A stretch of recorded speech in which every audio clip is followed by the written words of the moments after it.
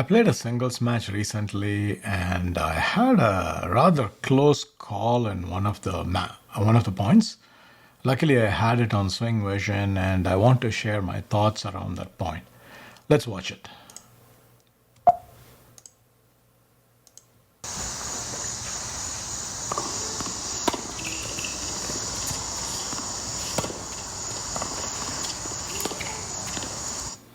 See, until this point, it's just like look an ordinary point.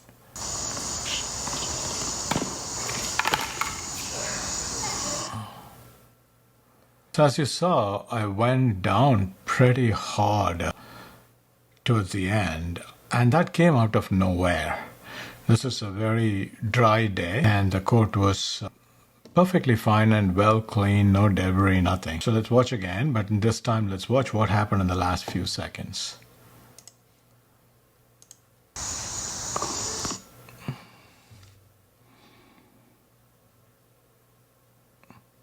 As you can see, at this point in time, let me go back a few frames. So I was going out for the ball and reached out. And since I was going literally away from the court diagonally, I thought I will recover around. So I didn't even think everything at this point is routine, except watch where my foot is going at this point in time over here. So as you can see, the toe box, the inside toe box of my right feet is right on the line, and I'm pushing against that and trying to change direction. And right at that moment, you can see my feet giving away. And I went down. And I went down really hard. Now, this curve, luckily I was able to recover with very minor bruises and continue. But then I noticed something with my racket, and I noticed a couple of interesting things that I wanted to share with you. One is when you're falling down, I'm sure if you're watching matches, professional matches where people fall down, one thing you keep hearing from commentators is how they throw the rackets. I think they even train for that. Luckily, in this case, I think instinctively, just if you just watch over here, right? So there's the slip that comes through, and at this point in time, it's pure reflex. I had no recollection of what happened. As you can see, right over here.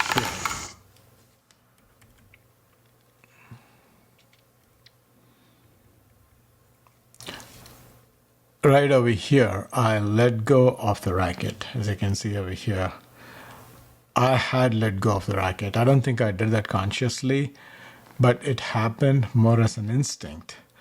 But then my hand, you would see, actually goes against the racket, then the body weight goes on the hand, and it slid down completely. So I was wondering, like after the effect, when I looked at that, the grip was completely shredded. So here is a video that I've created for what happened to the grip. This is a good reason why when you're falling, you should let go of the tennis racket, if you remember to do so. If you're falling down, the first thought, or even instinctively, if you can let go of tennis racket, then you can avoid this, because this is exactly what happened to me. When I fell down just a few inches off the ground, I did let go, but my hand still hit the racket and it slid with the body weight. And as you can see over here, the outer overgrip and the inner original grip got shredded down to the plastic, as you can see.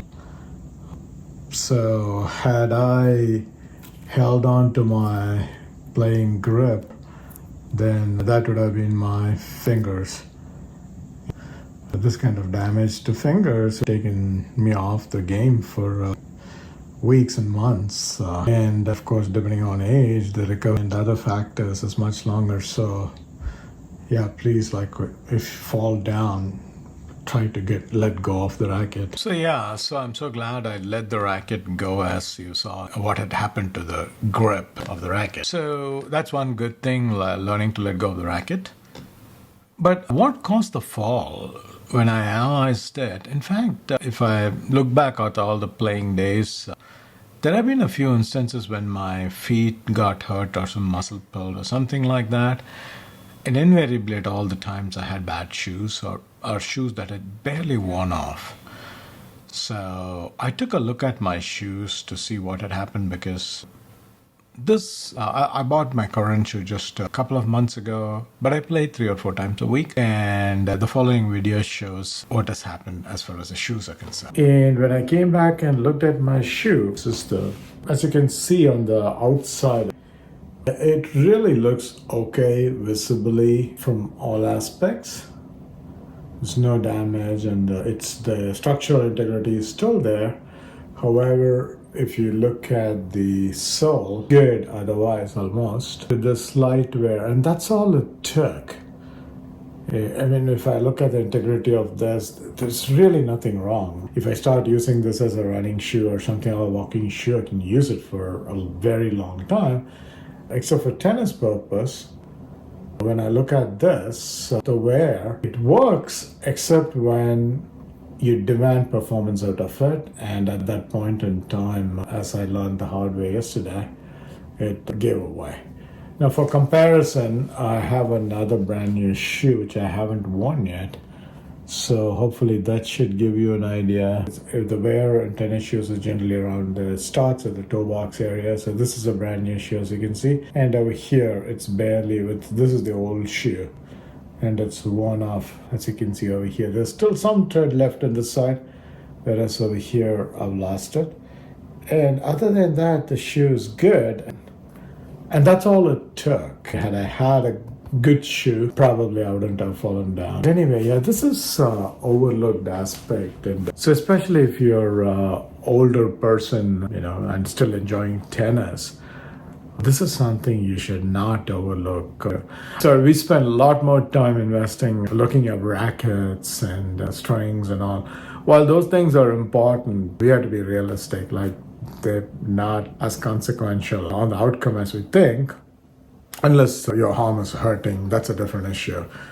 But when it comes to shoes, for most of us, this is an afterthought. So I think finding the right pair and using the same pair and taking care of that is extremely critical for continuing to enjoy this sport for a very long time.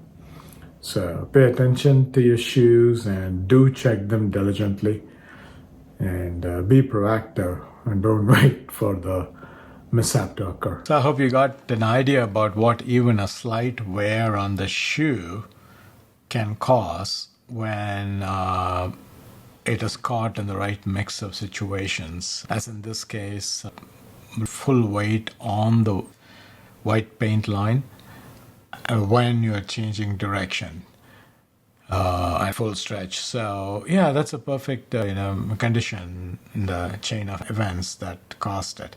But otherwise, practically, I could still continue playing with that shoe for many more days and nothing could happen. But these are the things that those of us who take this game very seriously because of the immeasurable benefits that this offers us, this is one thing. The shoe is where I strongly recommend be proactive. And at the first sign of it wearing out, take it off. It is somewhat expensive, but it is totally worth in terms of prolonging your ability to play.